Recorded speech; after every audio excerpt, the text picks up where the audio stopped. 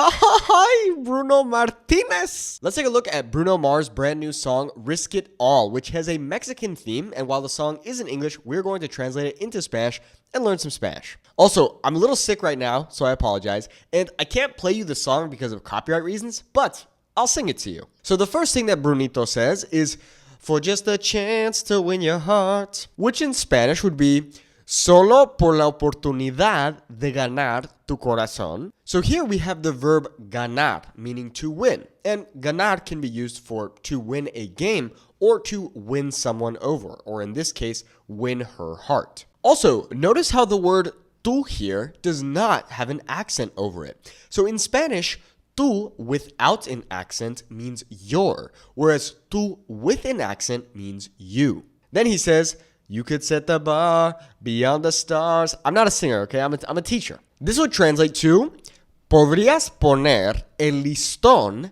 más allá de las estrellas. When we're talking about setting the bar, let's say you want to set the bar really high or set a high standard. In Spanish, you can say poner el listón, which would literally translate to put the ribbon. The verb podrías, in this case, is in what we call the conditional tense. So in this case, he's saying you could put the bar, or you could set the bar. And the phrase más allá literally translates to more over there, but it really just means beyond. He then says, I'll do anything you ask me to. I feel like I sound pretty much just like him. This would translate to, haré cualquier cosa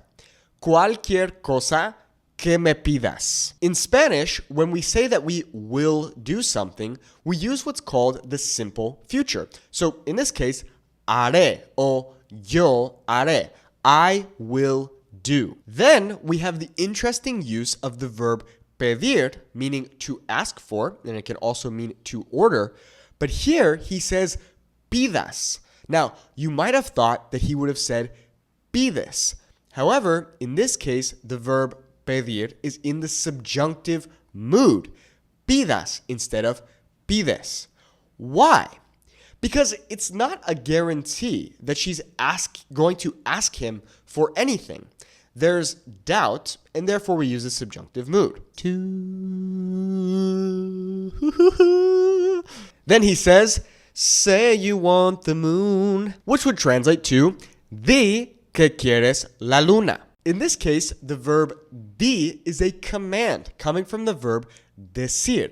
So it's actually irregular when it's a command. And you may have heard this word before in other sentences. So for example, dime or dime la verdad. Then he says, watch me learn to fly, which would translate to, mírame aprender a volar. Once again, we're seeing a command here with the verb mirar, meaning to look or to watch. So when he says mírame, he is commanding her to look at me or look at him. The word volar means to fly, and you may have heard the word vuelo, which means flight. Then he says, ain't no mountain you could point to, which would translate to, no hay ninguna montaña que puedas señalar. The word hay in Spanish means there is or there are. So when I say no hay, I'm saying there is not or there are not. And the verb señalar just means to point to.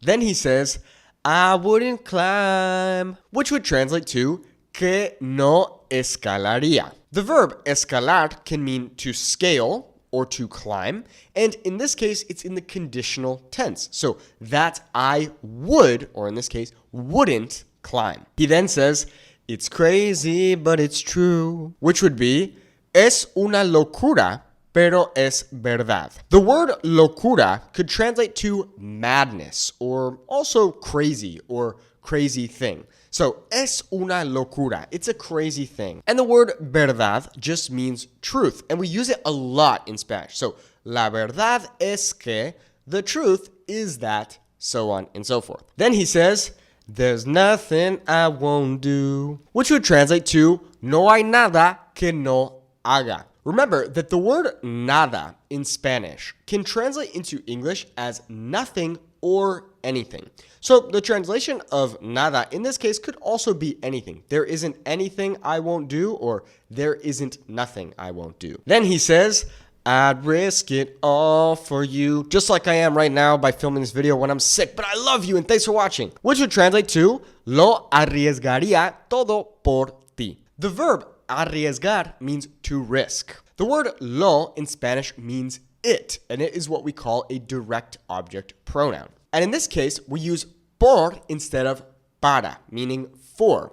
The reason is that because por is used for exchanges. So in this case, if he were to risk it all for her, then that would be an exchange. Therefore, we use por. Then he says, to hold your hand and call you mine, which would translate to, para tomar tu mano y llamarte mía. When we want to achieve something, we will use the word para. So you could roughly translate it as in order to, or in this case, just to. So in order to hold your hand. The verb tomar can mean to take. In this context, it can mean to hold.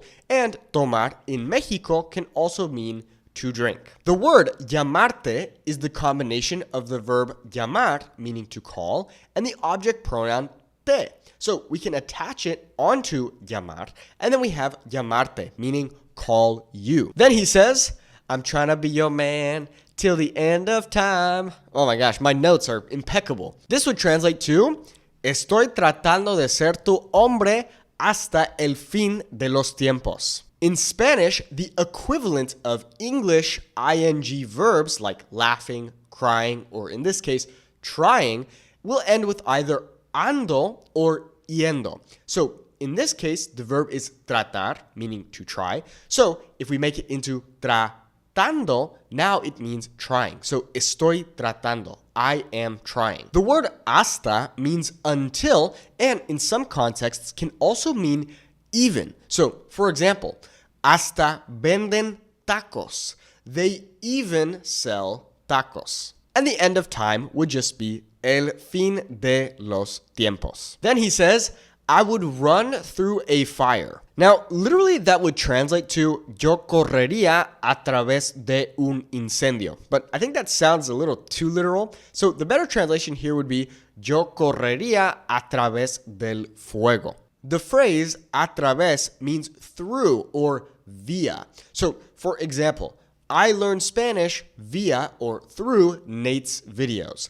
Yo aprendo español a través de los videos de Nate. Then he says, just to be by your side. You're going to see me opening at Bruno Mars' next concert. You just watch. This would translate to, solo para estar a tu lado. Once again, we're seeing para being used here, which could translate to in order to. So, in order to be by your side. Or in this case, solo para estar a tu lado, just to be by your side. Then he says, if your heart's on the line. I don't know why I'm doing this thing with my hands when I'm singing, but I think anyways, let's move on. This would translate to, si tu corazón está en juego. When something is on the line, in Spanish, we would say está en juego, which literally translates to is on game, but it just means on the line. He then says, you could take mine, which would translate to, podrías tomar el mío. Here, when he says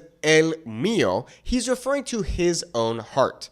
That's because in the previous sentence, he had said tu corazón, your heart. So if your heart's on the line, podrías tomar el mío, you could take mine. He then says, I would swim across the sea just to show you, which would translate to, nadaría a través del mar solo para mostrártelo. The verb nadar means to swim, and nadaría is the conditional tense. Once again, we've seen it quite a lot in this song. So, I would swim. Once again, we're seeing a través, meaning through. And in this case, he's talking about el mar, the sea. But what is going on with this giant word, mostrártelo? Well, the verb mostrar means to show.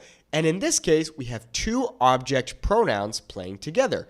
Te, which is an indirect object pronoun, and lo, which is a direct object pronoun. Te is representing you, and lo, in this case, is just representing his love. He is showing it to her. Then he says, sacrifice my life just to hold you, which would translate to sacrificar mi vida solo para abrazarte. Notice how we've seen the word solo quite a lot, which can mean alone, but it can also mean just. The verb abrazar means to hug, and when we add te onto the end, it just means to hug you. Now, a fun fact for you is that in Mexico, we also have the verb apapachar. Apapachar means to hug, but to hug with the soul. So if someone gives you an apapacho, that is a very meaningful thing. He then says, I could go on and on, podría seguir y seguir, which I think this translation is pretty straightforward. He then says, to prove that you belong here in my arms, which would translate to, para demostrar que perteneces aquí en mis brazos. The verb demostrar can mean to demonstrate, but it can also translate into English as to prove something. And the verb pertenecer can translate to pertain to, but in this case, it could also translate into as to belong. There you have it. There is Bruno Mars' song, Risk It All, translated into Spanish. Make sure you watch this video. I think you'll like it.